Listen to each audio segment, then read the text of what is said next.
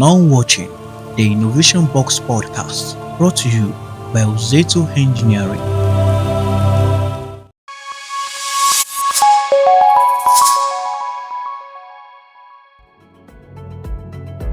Hello, lovers of the Innovation Box podcast. Welcome back to another exciting episode brought to you by the Copper 360 Network. I'm your host, Joy Achonwa. And if you're just joining us for the first time, we're so glad to have you on board. Don't forget to hit that subscribe button, like this video, and share as well. Alright, don't go nowhere. We'll be right back. Now watching the Innovation Box podcast brought to you by Uzeto Engineering.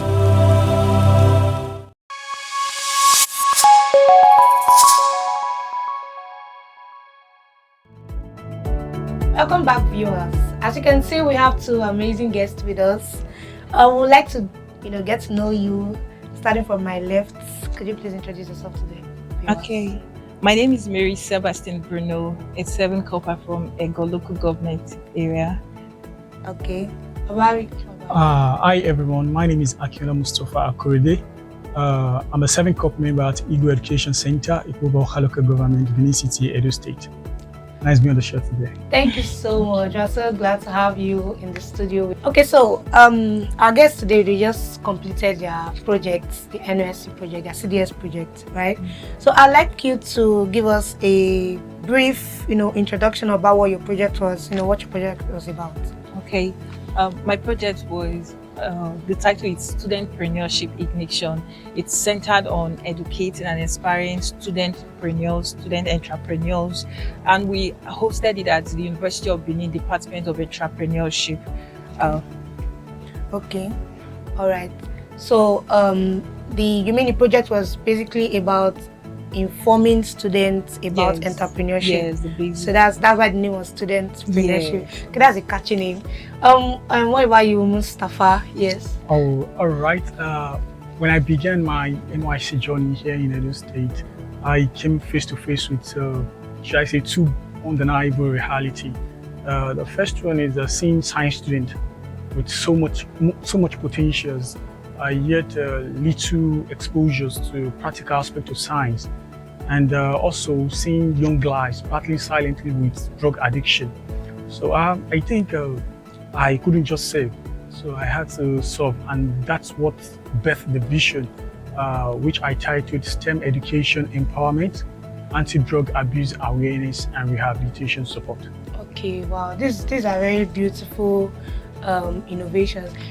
I think a lot of people out there, a lot of prospective core members, they see NYSC as like, a getaway or like an opportunity to start getting free alawi or free money at the end of the month. They don't come to understand that there is so much we can do, in the community, at the place we're serving and all that. So I feel like this your project had to, put light on the importance of looking at the community, and NYSC has given us the opportunity to impact lives from our own capacity. So I see I'd like to know, you're doing your project. Was there any kind of issues, maybe like, did you have communicating your project, communicating what your project was about to the students? What was the experience like? Okay, before I launched my program, when I launched it after making a brief survey on students, because I studied entrepreneurship. Okay. And during my undergraduate days, people would be like, did government really give grants? All those government funds we see online, it's not real. A lot of people find it hard to believe. And during my 300 level, I went out, I applied for the Nigerian Next Titan season 8. So when I went there, I had the opportunity to pitch my ideas, though I didn't get to the final, but I got funds. So I came back. During the process I was there, I met a lot of young people that were younger than me, some of them already in school, and they came with innovative design, innovative ideas. I'm like, these people, where did they get all this brain from? So when I came back, I tried telling people, oh, this grant is actually real. People are actually getting it. You can get the grant. So students, when I met with many of the students at University of Benin, some of them were like, we have business idea, we don't have the funds to do it. So of what use it is? So I told them, I shared with them certain things I did. Like when I went to camp, I won the Unity Bank grant. So you can imagine, you don't just go there and you expect it to happen all of a sudden, but being preparing in the process. So that was the essence of that meeting, so that they can understand that this thing is real, but it requires us sitting back to work, understanding the vision, understanding what you really want for your business. So that's covered the aspect whereby them were all like, does grant you, but when they saw the evidence in me, they were encouraged and they want to get to know how I did it. Okay. I understand what you're trying to say, but do you think having the business idea alone was enough to get access to these grants, or do you feel like there has to be like a kind of positioning? There's a way you have to position yourself, or like, when you mentioned preparation, how do you say they have to prepare themselves towards these opportunities? Okay, what I mean by preparing themselves towards opportunities is knowing how to pitch their ideas. Because many times when you ask people, can you pitch your idea? You hear them say, I know a lot about my business. I can say about my business. Like me, the first time I was asked, I was like, yes, I know my business. I went there, I said the things I know. But after then, I started buying courses, started learning on pitching idea. I get to know that pitching your idea is different from you just knowing your business. There are a lot of things around it. You need to know you need to know the vision. You need to know what your problem your business is solving in the society. So there must be a unique value proposition of your business. So that's all about the preparation, getting to know the in-depth and getting to know better way to position your business in terms of financial aspect, the financial return you feel your business, because it's one thing doing a business and another thing making profit. It's beyond just, okay, if I sell this in the next 3 years, I will make so amount. You get, it's beyond just guessing it. The real thing is putting it into action and getting the right figures.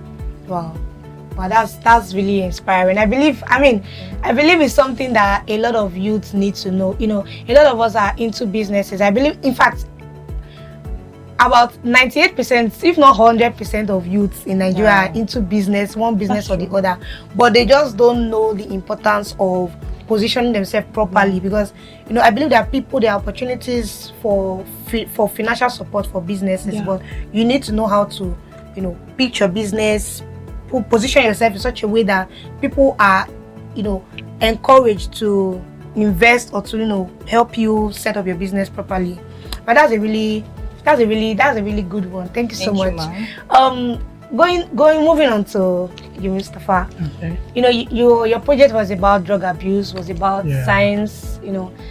I'd like you to tell us. I know that a lot of youths in Nigeria are abusing drugs. If I not even youths, we that even we that self-prescribed drugs. When we feel headaches, so those are still a form of drug abuse, right? So can you let us know?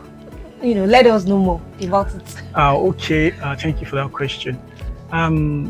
As a graduate of chemistry from the prestigious University of Abuja, I've always believed that science and service could be a tool to actually solve real-time problem. So being a problem solver, like every corp member, if I should say that, when you're first being deployed to your state of deployment, there's this feeling that you don't want to stay.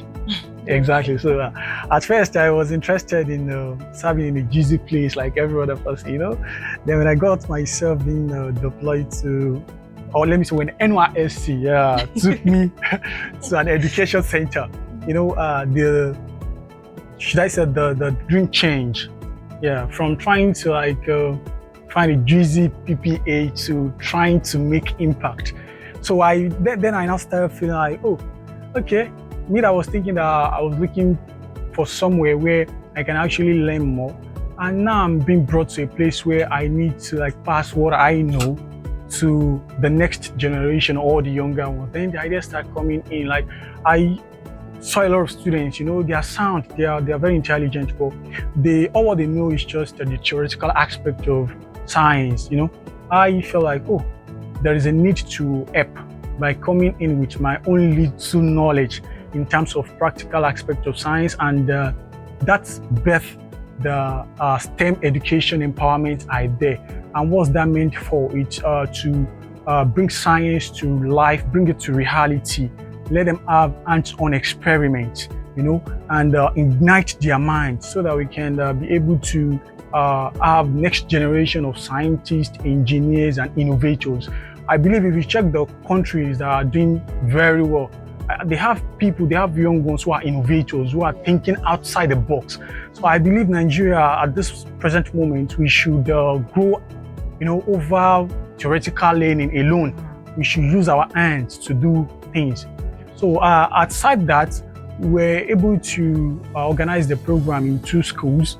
My own PPA, at least if charity begins at home. Yes. So I started from my own PPA Education Center with the support of my employer, and we're able to reach a lot of students in our own host community, and also extended it to government school like Ugiomo Secondary School. So we're able to give them the hands-on experiment, like I said earlier on, and the other side of the program was anti-drug abuse awareness and rehabilitation support. You see, oftentimes, I think we Nigerians, we try to wait until a problem becomes big before we can actually realize that it's actually a problem. Growing up, I was taught to understand that you curb anything that you know that can later turn into issue, you curb it at as early as possible. Exactly. So that's where the idea of anti-drug abuse awareness actually comes from.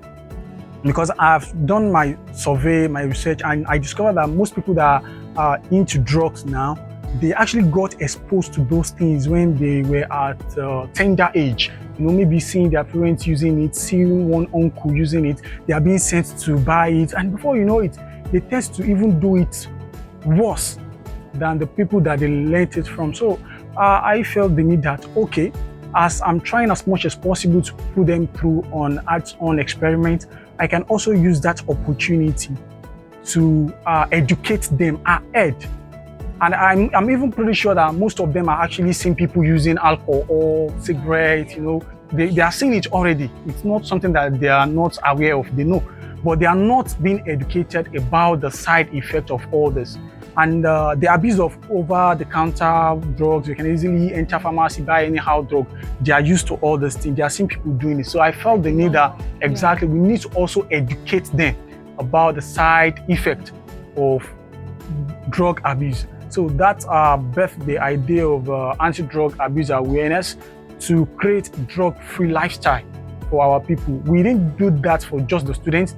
We did it in our host community, Oka Market. Like currently, my fellow colleagues are even at Centennial Market for today doing the same thing. So with the help of NDLEA and the Rejoice Rehabilitation Center, we are also we're able to also proceed to reaching out to those who are already been affected by this.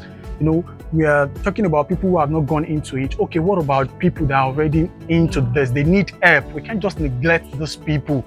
So we took it a little bit further to rehabilitation support, where I brought in the idea of organizing weekly motivation and counseling session with people that are undergoing recovery journey at rehabilitation centers. We try to, inspire them, guide them through future aspiration, let them know that there's still light at the end of the tunnel, and also provide essential donations to them where when we had the capacity to also do it, we provided them with hygiene materials, food and snacks, beverages, and that. So the idea just birthed about not just wearing khaki. It's birthed from not just wearing khaki and wanting to at least live a life of impact, living legacy, making the 1 year of service count. So that's just what inspired me to carry out your project. Exactly. Wow, that is so amazing. I mean, having to think about the youths, having to think about people that are in need of, what you have, what you can give to them, and then giving it to them. I feel like we need to learn to be more appreciative of this service here. We need to learn to be more appreciative of it. I mean, I know what it feels like to be sent out to a different, state entirely, where you don't know anybody, and then you have to figure things out. If you're not concerned about what's going on around you, you would ignore anything going on. I mean, it's because you have the heart to like reach out to these people? That's the reason why you acted on it, because if not, I believe a lot of people would have just ignored it. So I'm really I'm really inspired by these projects that you guys have carried out. Okay, all right, viewers, I hope you're enjoying the session so far. Don't go nowhere because we're going to be right back. Now watching the Innovation Box podcast, brought to you by Zeto Engineering.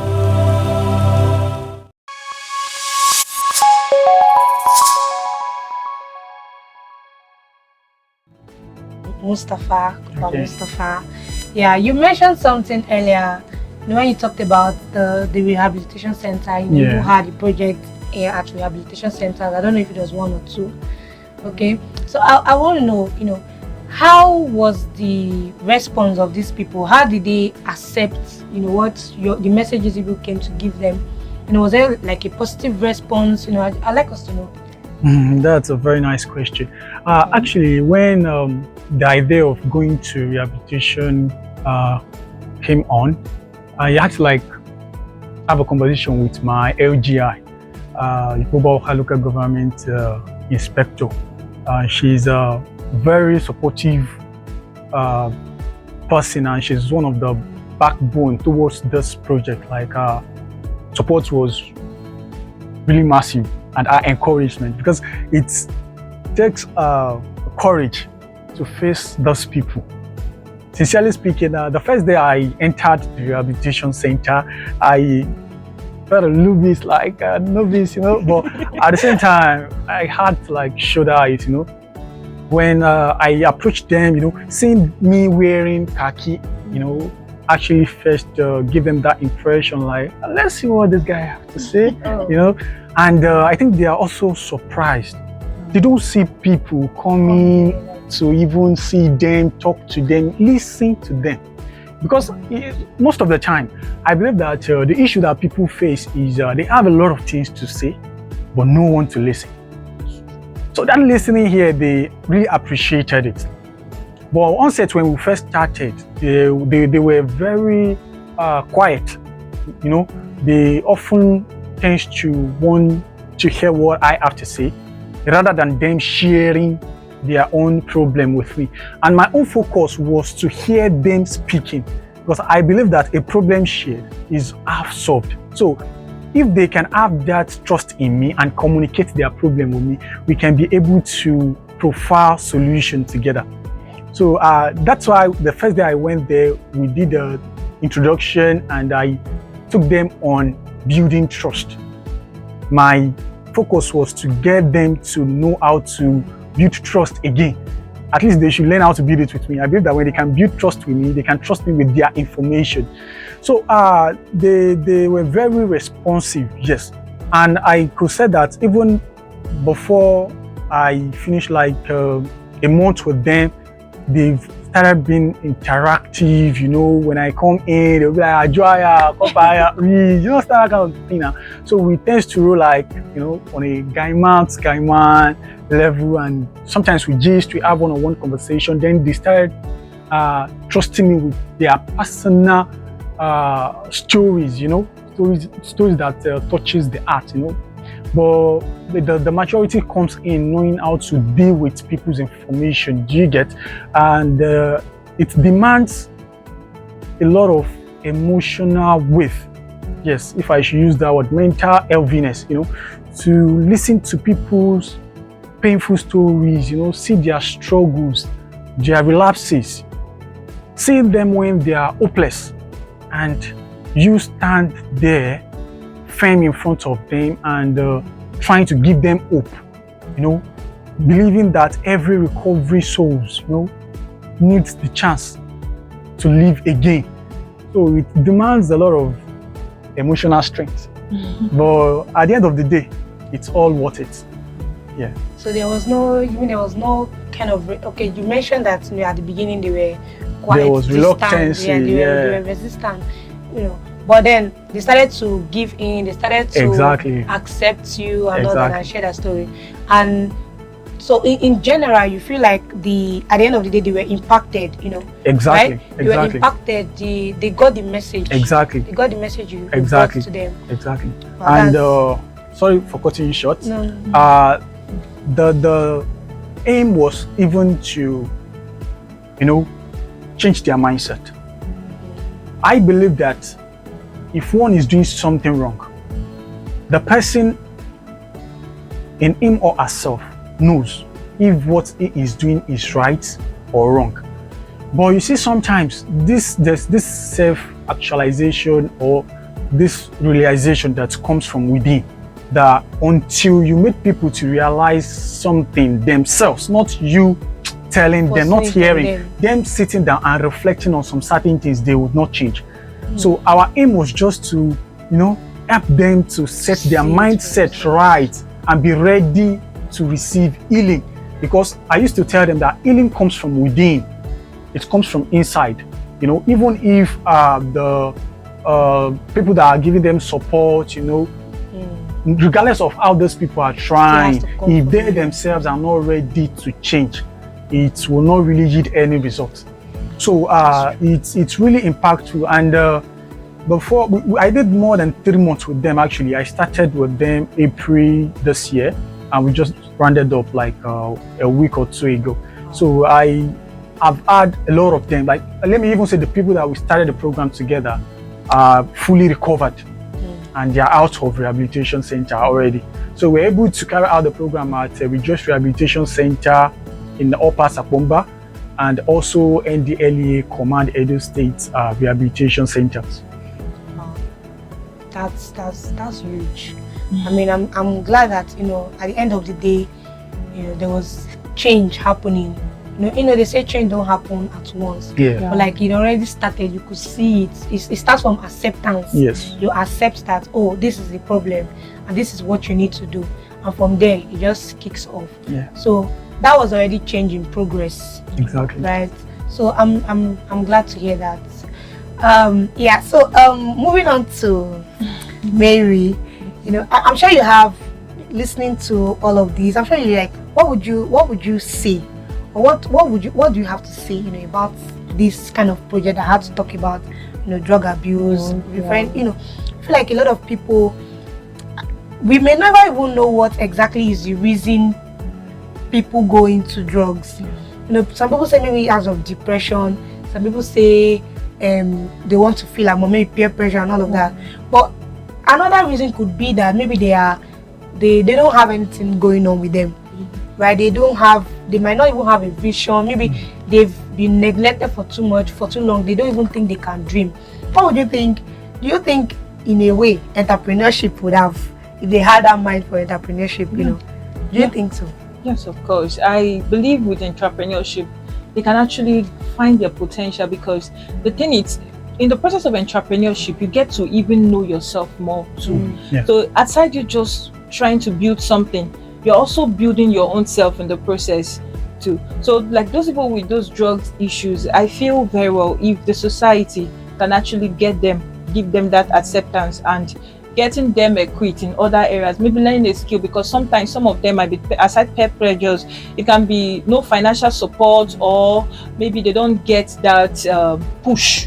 There are some people that naturally they just need push to really go forward also. So I feel entrepreneurship also can actually help them. The impact of entrepreneurship can actually help them improve on all areas of their lives as well, and get them busy. Have them have something going on in your life, something you have to stay accountable to. Yeah. Like they used to say that I do mind is a devil workshop. So if they get something doing, probably they can get distracted from all those hard drugs. That's true. Another thing is creating awareness. Just like these do jobs, there are still a lot of people, I don't know how come they still don't know about it. You get a lot of people don't know that most of the skills they are free. Really? Yeah, there's some people that I've met people that be like, do jobs, I don't know the skills are free. They thought maybe it's already paid. I think there should be more awareness created whereby people will understand that there are some free courses they can actually do, free skills they can actually learn also. I think it's because, with the way we have stereotyped our country and the government, we don't think that the government can actually make these things available to us. So I I think that's the reason why when people hear these things, they are not even interested to find out more, to find out to find out what they can benefit from it. They just hear it and just pass. Yeah, that's true. I think a lot of them, they need to be like awareness created. All right. Yeah. So in general, I like that your project in its different parts have impacted the lives of people in general. We get to have the opportunity for a full year to impact the lives of people. That may even be a one-time opportunity. We might get too carried away with our businesses, with things going on in our lives. We don't get to see what's happening around us. But this 1 year, away from what we are about, away from what we're already used to, we go to a totally new place, and then that's where our eyes are open. Like we're no longer distracted. We start to see what's happening in the community. We start to see what's happening around us, and we start to think of solution towards these things. So I'm really grateful to the NYSC. Thank you so much for the opportunity to serve and the opportunity to impact the lives of people around us. Now watching the Innovation Box podcast, brought to you by Zeto Engineering.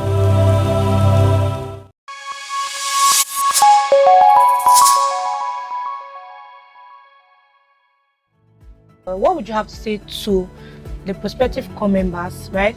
Those that are coming in, how they should take their service here in terms of impact, and then to the serving core members as well. What would you say to them concerning project, concerning this community development service, right? All right. One thing I would just say is that before leaving your house that you're coming to serve, please know what service actually means. Yeah. To me, service, like I said earlier on, is just not all about putting on nice khaki, well ironed. No, service is about making impact.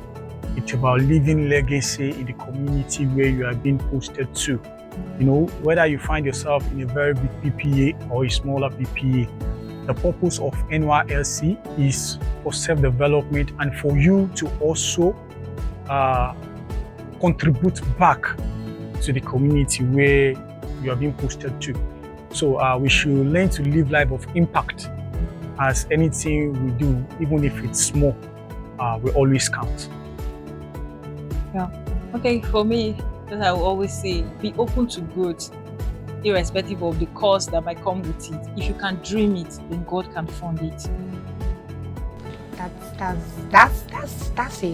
something. If you can dream it, God can fund it. Exactly. That's true. I think this project thing that we do is not compulsory, but I feel like it's necessary, right? Because it's an opportunity to give back, like you said. And I believe out there that there are some service core members right now that think that they do not need to do projects. They just want to do their service and go back home. What would you say to these people? Please, what would you tell these people that are planning to not take their projects seriously? Okay, for me, I will tell them, just see it like these people are your siblings. These people are you. Yes, they are you many years ago. They are you in the future. So the growth starts with you, and it involves you, and they still need you. They need you. Exactly. So take your projects. Do your projects. Okay. Now watching the Innovation Box podcast, brought to you by Zeto Engineering.